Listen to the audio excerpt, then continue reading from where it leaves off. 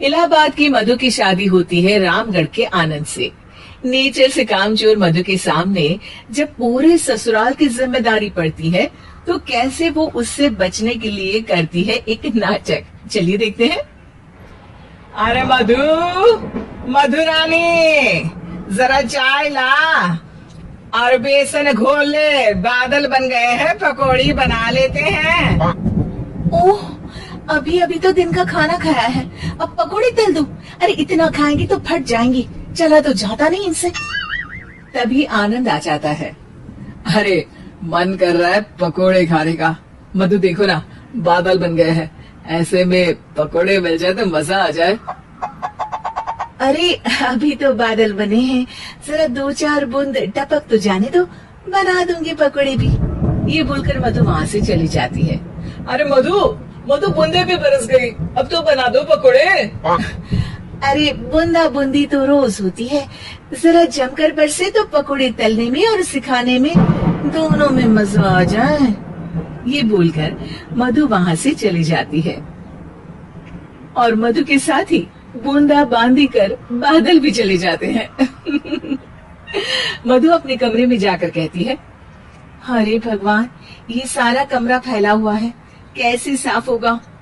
तभी मधु को आइडिया आता है और वो जोर जोर से चिल्लाती है, हे भगवान, मेरा 2000 रुपए का नोट कहाँ चला गया? किसी ने देगा क्या मेरा 2000 का नोट? तभी वहाँ मधु की ननद और नौकरानी आ जाती है। अरे भाभी, मैं देख देती हूँ। कैसे देखोगी दीदी, सारा कमरा तो गंदा पड़ा है। अरे हटो ना, मैं साफ किए देती हूँ, मिल गया तो दे दूंगी। अब ननद और नौकरानी 2000 नोट के चक्कर में पूरा कमरा साफ कर देती है और नोट नोट खोया हो तब तो मिले।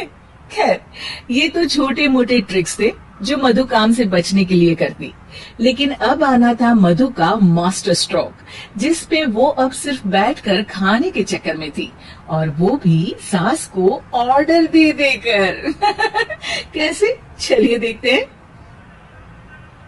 एक फ्रेम में एक फोटो है जिसमें सास की सास यानी कि मधु की दादी सास, मोटी बिंदी, काला मोटा चश्मा, कॉटन की साड़ी और चेहरे पर रौब। वहाँ उसी फोटो के नीचे खाट पर बैठी मधु, और मधु का गेटअप बिल्कुल वैसा ही था। मधु दादी सास की भूमिका में कहती है, अरे चंदावती, चंदा रानी, जरा चाय दे मलाई मारकर। मधु की सास यानी कि चंदावती कहती है, अरे इस नाम से तो सिर्फ मुझे मेरी सास बुलाया करती थी, ये कौन है देखो तो जरा। अब सास मधु को अपने सामने अपनी सास की भूमिका में देखकर जोर जोर से हंसती है। मधुरानी, कोई तमाशा चल रहा है या ड्रामा? जाकर चाय लेकर आ। मधु जो कि ये दिखा रही थी कि वो सास की सास है या फिर उसकी आत्मा उसमें आ गई है, वो क्या करती है? चाय और मैं, वो भी तेरे लिए चंदावती। यही सिखाया है तेरी माँ ने। यार एक तो डायलॉग बदल बहू, तू सास बनकर जो माँ पर सीधे चली आती हो, ये ओल्ड फैशन हो गया है, जरा अपडेट हो जा। और वैसे तू कुछ भी बन, उसके पहले चाय लेकर आ। अभी सास कुछ बोलती कि वहाँ मधुर के ससुर आ जाते हैं। वो मधु को देखते ही पागल सा हो जाते हैं। माँ, मेरी माँ, माँ तू वापस आ गई।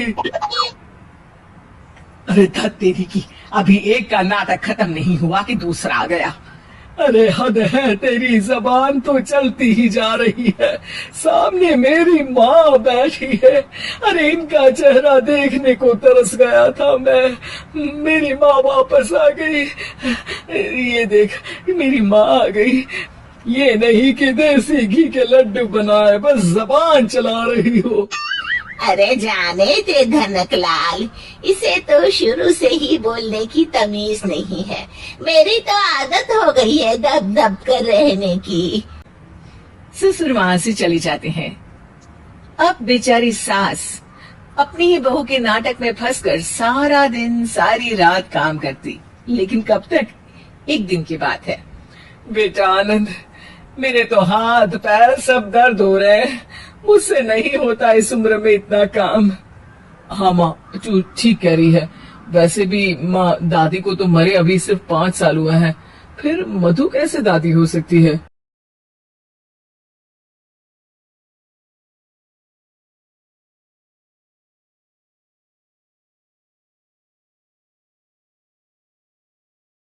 मतलब ना, ये सारा नाटक है बेटा, लेकिन अब जल्द से ये नाटक बंद करा दे तू।